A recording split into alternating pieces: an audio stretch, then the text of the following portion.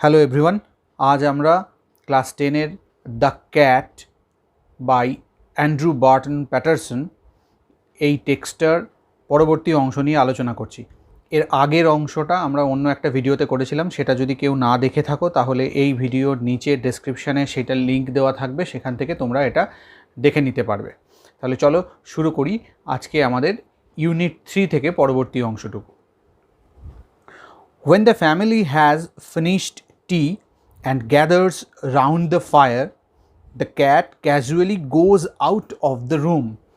যখন পরিবারটা তাদের চা খাওয়া শেষ করে আর তারপরে তারা তাদের বাড়িতে যে ফায়ার প্লেস আছে, মানে ঘর গরম করার জন্য আগুন জ্বালার যে জায়গা, এবং তার চারপাশে যখন তারা গ্যাদার হয় মানে একত্রিত হয়, দ্য ক্যাট ক্যাজুয়ালি মানে খুব সাধারণভাবে গোজ আউট অফ দ্য রুম, ঘরের বাইরে চলে যায়।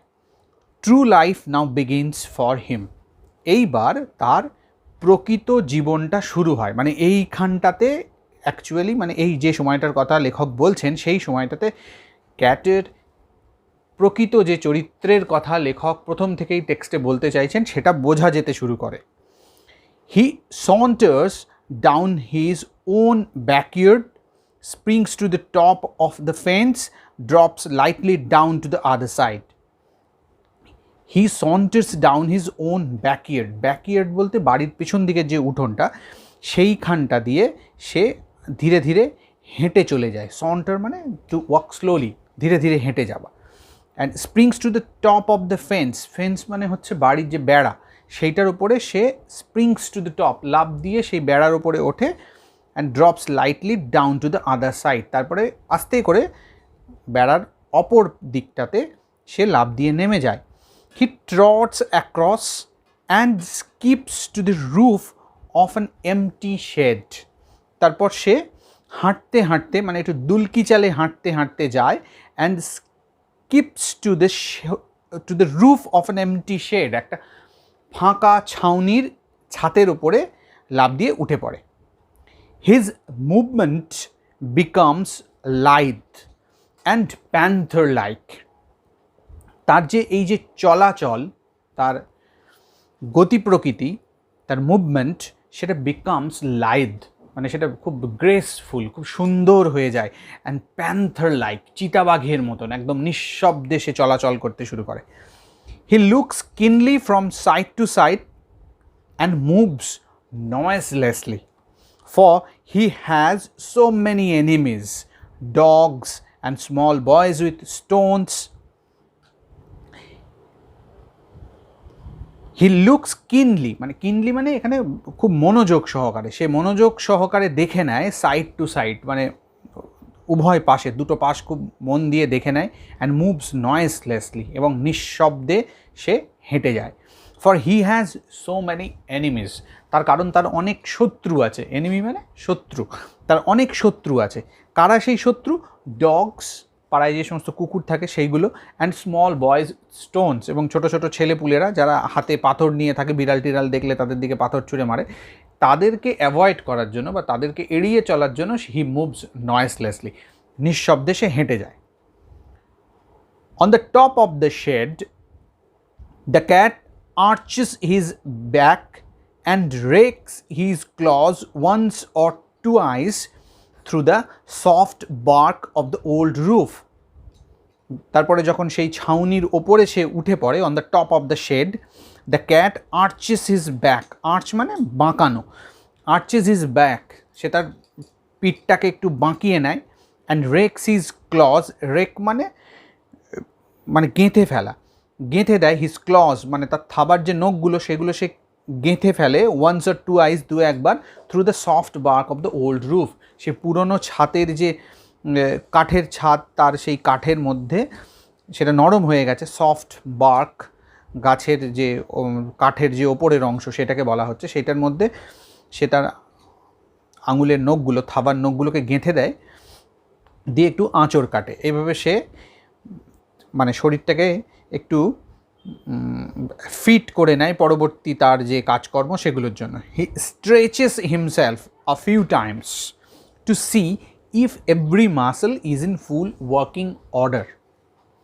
তারপরে সে কী করে, স্ট্রেচেস হিমসেলফ, একটু নিজের শরীরটাকে টান টান করে, মানে অনেকটা সেই আড়মুড়ি ভাঙার মতন সে একটু টান টান করে নেয় আ ফিউ টাইমস, বেশ কয়েকবার, টু সি, এটা দেখে নেওয়ার জন্য, if every muscle is in full working order, তার শরীরের সমস্ত পেশিগুলো মানে কাজ করার মতন অবস্থায় আছে কিনা, মানে শরীরটাকে একটু ফিট করে নিচ্ছে পরবর্তী অ্যাডভেঞ্চারের জন্য।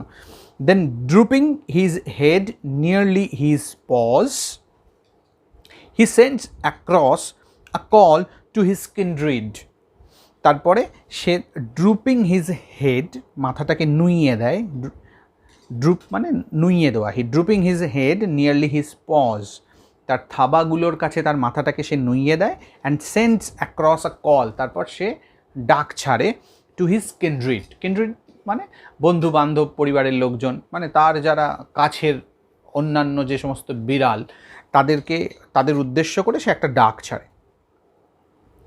বিফোর লং দে কাম, খুব তাড়াতাড়ি, বিফোর লং মানে ভেরি সুন, খুব তাড়াতাড়ি, দে কাম, তারা আসতে শুরু করে। গ্লাইডিং মানে যেন ভেসে ভেসে আসছে, গড়িয়ে গড়িয়ে আসছে। গ্রেসফুল, খুব সুন্দর। শ্যাডোজ, গ্রেসফুল শ্যাডোজ মানে খুব সুন্দর ছায়ার মতন যেন একেবারে ভেসে ভেসে তারা চলে আসছে। যেহেতু সন্ধেবেলায় এই ঘটনাগুলো ঘটে, সেই জন্য তারা যখন আসে, অন্যান্য বিড়ালগুলো মনে হয় যেন সব ছায়া মূর্তির মতন সব এসে হাজির হচ্ছে। No longer are they the meek creatures who an hour ago were moving for fish and milk. এখন আর তারা সেই মিক ক্রিচার নয়, মিক মানে নিরীহ, সেই নিরীহ প্রাণীটি আর তারা নয় যারা 1 ঘন্টা আগেও মিউ মিউ করে ডাকছিল ফর ফিশ অ্যান্ড মিল্ক, মাছ, দুধ এগুলোর জন্য। দে আর নাও গ্রিম ফাইটার্স, এখন তারা সব ভয়ানক যোদ্ধা। ফাইটার মানে যোদ্ধা, আর গ্রিম মানে ভয়ানক, তারা হচ্ছে সব ভয়ানক যোদ্ধা। Just think how much more he gets out of his life than you do out of yours.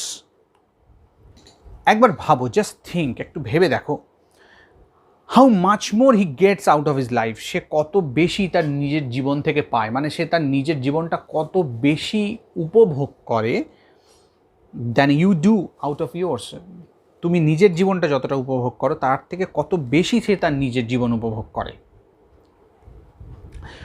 এইখানে একটা কথা বলি, এই লাইনটাতে অনেক এডিশানে এই পার্টিকুলার ওয়ার্ডটা যেটা আমি পেন্সিল দিয়ে মার্ক করছি, এখানে দেন লেখা আছে, THEN, কিন্তু ওটা হবে THAN, দেন। কেমন, যদি কারোর বইতে এটা দেন থাকে তাহলে সে অবশ্যই এটাকে দেন করে নেবে, THAN, তার কারণ এটা কম্পারেটিভ ডিগ্রিতে হচ্ছে, সুতরাং খুব ভালোভাবে বুঝতে পারছো যে ওটা দেন নয়, দেন হবে। তাহলে লাইনটা আরও একবার দেখে নিই আমরা। Just think how much more he gets out of his life than you do out of yours. তাহলে শুধু ভেবে দেখো যে তুমি তোমার নিজের জীবন যতটা বেশি উপভোগ করো বা নিজের জীবন থেকে যতটা তুমি রস আস্বাদন করতে পারো তার থেকে কত বেশি সে তার নিজের জীবন উপভোগ করে বা রস আস্বাদন করে। And sports they have too, এবং তারা অনেক খেলাধুলোকেও উপভোগ করে। As they get older, they go in for sport to the suburban backyards. As they get older, যখন তারা একটু বয়স্ক হয়ে যায়, একটু বুড়িয়ে যায়, they go in for sport, তখন তারা খেলাধুলোর জন্য যায় to the suburban backyards, শহরতলির বাড়িগুলোর পিছন দিকের উঠোনে। সাবারবান কথাটার মানে হচ্ছে শহরতলি। These backyards that are dull to us are to them hunting grounds where they have more gallant adventure than King Arthur's knights ever had. These backyards, এই সমস্ত বাড়ির পিছন দিকের উঠোনগুলো, আর ডাল টু আস, আমাদের কাছে সেগুলো নিষ্প্রাণ নিষ্প্রভ হতে পারে, বোরিং হতে পারে, আর টু দেম হান্টিং গ্রাউন্ডস, কিন্তু তাদের কাছে এই বাড়ির উঠোনগুলোই হলো শিকারের ক্ষেত্র বা শিকারের ভূমি।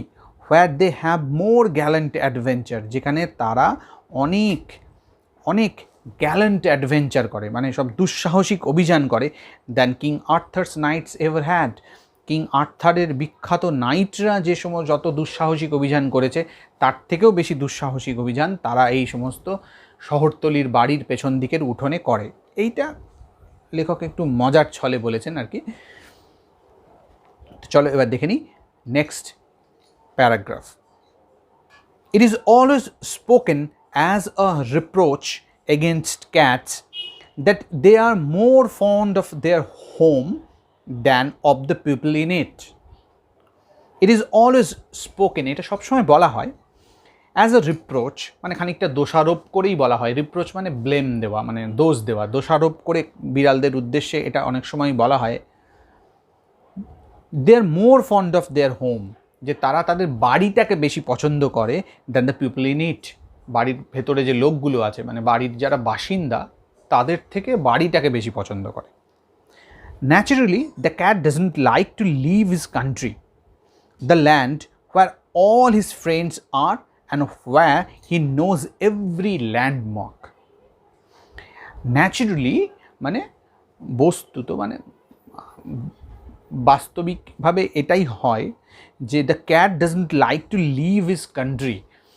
কান্ট্রি বলতে এখানে তার যেখানটায় সে বাস করে সেই জায়গাটা, তার যে পরিবেশটা, সেইখানটা, যে he doesn't like, the cat doesn't like to leave his country, তার এলাকা ছেড়ে সে যেতে পছন্দ করে না। The land where all his friends are, সেই জায়গাটা যেখানে তার সমস্ত বন্ধুবান্ধবরা আছে, and where he knows every landmark, এবং যেখানে সে প্রত্যেকটা খুঁটিনাটি জানে। ল্যান্ডমার্ক বলতে সেই সমস্ত চিহ্নগুলো যেটা দেখে কোনো একটা এলাকাকে চেনা যায় খুব সহজেই, সেটাকে ল্যান্ডমার্ক বলা হয়। তো সেই সমস্ত যে এলাকায় সে থাকে সেই এলাকার সমস্ত ল্যান্ডমার্ক সে চেনে, মানে সমস্ত খুঁটিনাটি জায়গাগুলো সে চেনে। সেই জায়গা, সেই বন্ধুবান্ধবদেরকে ছেড়ে সে একটা নতুন জায়গায় কখনোই যেতে চায় না। Exiled in a new land he would have to learn a new geography. Exile মানে নির্বাসিত হওয়া আর কি। যদি exiled in a new land, যদি কোনো একটা নতুন জায়গায় তাকে নির্বাসিত করা হয়, মানে জোর করে তাকে যদি কোনো একটা নতুন জায়গায় নিয়ে যাওয়া হয়, he would have to learn a new geography, তখন তাকে সেই এলাকার ভূগোলটা আবার নতুন করে জানতে হবে। So when the family moves, the cat, if allowed, will stay at the old house and attach himself to the new tenants. সেই কারণে when the family moves, যখন কোনো একটা পরিবার এক জায়গা থেকে অন্য জায়গায় চলে যায়, যখন তারা স্থানান্তরিত হয়, the cat, বিড়ালটা, if allowed, যদি তাকে অ্যালাউ করা হয়, যদি এইভাবে তাকে অনুমতি দেওয়া হয়, তাহলে will stay at the old house, তাহলে সেই পুরনো বাড়িটাতেই থেকে যাবে। And attach himself to the new tenants, এবং সেই নতুন বাড়ি, সেই পুরনো বাড়িটাতে যে সমস্ত নতুন ভাড়াটিয়ারা আসবে, নিউ টেন্যান্টস, নতুন ভাড়াটিয়ারা বা নতুন বাসিন্দা যারা সেখানে বাস করতে আসবে, তাদের সঙ্গে সে নিজেকে অ্যাটাচ করে নেবে, নিজেকে সংযুক্ত করে নেবে। He will give them the privilege of boarding him while he enjoy his life in his own way.